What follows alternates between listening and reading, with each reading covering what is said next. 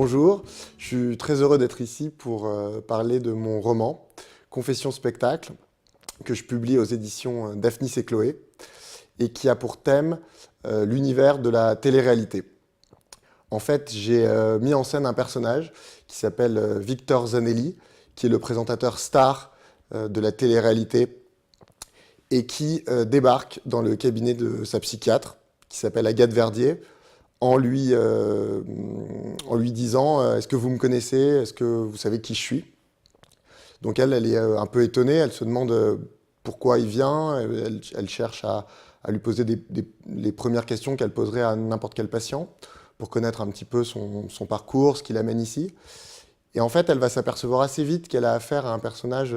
très spécial, un personnage avec une dualité qui est assez profonde, puisque c'est à la fois un homme de lumière, c'est-à-dire quelqu'un qui est un professionnel du show, de la représentation, qui excelle dans l'art de se faire voir, de se montrer.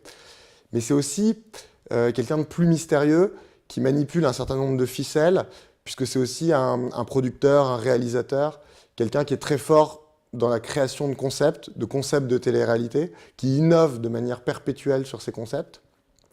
Et donc va commencer à se mettre en place une sorte de ping-pong psychologique entre cette psychiatre, Agathe Verdier, qui cherche véritablement à avoir un cas et à traiter ce cas médical qu'elle trouve passionnant, qu'elle trouve très subtil, très complexe.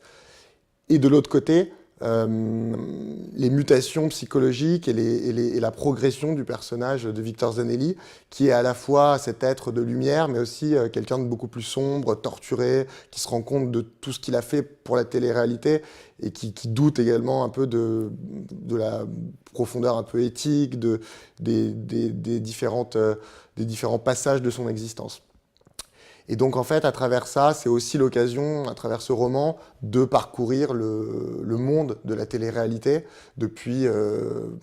qu'il a commencé à se mettre en place, c'est-à-dire depuis une dizaine d'années, une quinzaine d'années, avec un peu tout ce qui a été fait, les concepts, les dérives. Et donc, c'est l'idée, c'est la toile de fond du roman.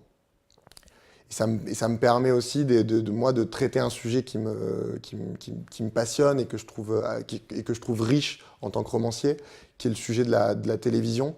et plus particulièrement de la télé-réalité, parce que c'est un sujet sur lequel je pense qu'il y a beaucoup à dire. C'est un sujet où les personnages qu'on va mettre en place vont être des personnages qui vont toujours être d'une certaine profondeur, parce que c'est à la fois des gens d'image, et c'est à la fois des gens vrais, en fait. C'est ça le concept de la télé-réalité. Et cette dualité, cette confrontation, elle crée une tension littéraire que moi je trouve intéressante à traiter. Et c'est un peu l'idée du livre, c'est de jouer avec toutes les combinaisons. D'un côté, un homme de show, un présentateur télé. De l'autre, la sphère très privée, la sphère de la médecine, de la psychiatrie. Jouer aussi sur la dualité qui est propre à la télé-réalité, puisqu'en fait, on a à la fois ce côté d'exhibition, puisqu'on cherche à se faire voir par le maximum de personnes, et en même temps, on va filmer des sphères qui sont de plus en plus étroites et de plus en plus privées. Et en fait, tous ces antagonismes, toutes ces confrontations, moi je trouve que ça permet d'alimenter le roman et de traiter un certain nombre de sujets. J'ai pensé que l'idée d'utiliser le roman comme intermédiaire en fait, intellectuel pour faire un bilan sur la télévision, c'est-à-dire un média qui est très instantané, qui est un média qui, d'une certaine manière, est un peu futile parce qu'il nous balaye des éléments, il nous met en place des informations qui vont disparaître en fait en quelques secondes, et surtout avec les nouveaux médias, les nouvelles chaînes, de manière de plus en plus accélérée. J'ai vraiment pris plaisir à écrire un roman, c'est-à-dire à faire rentrer l'univers de la télévision, l'univers vif, fugace de la télévision, dans le temps un peu plus long du roman. Et je pense que c'est aussi quelque chose qui intéresse le lecteur, et en tout cas qui est très jouissif pour le romancier.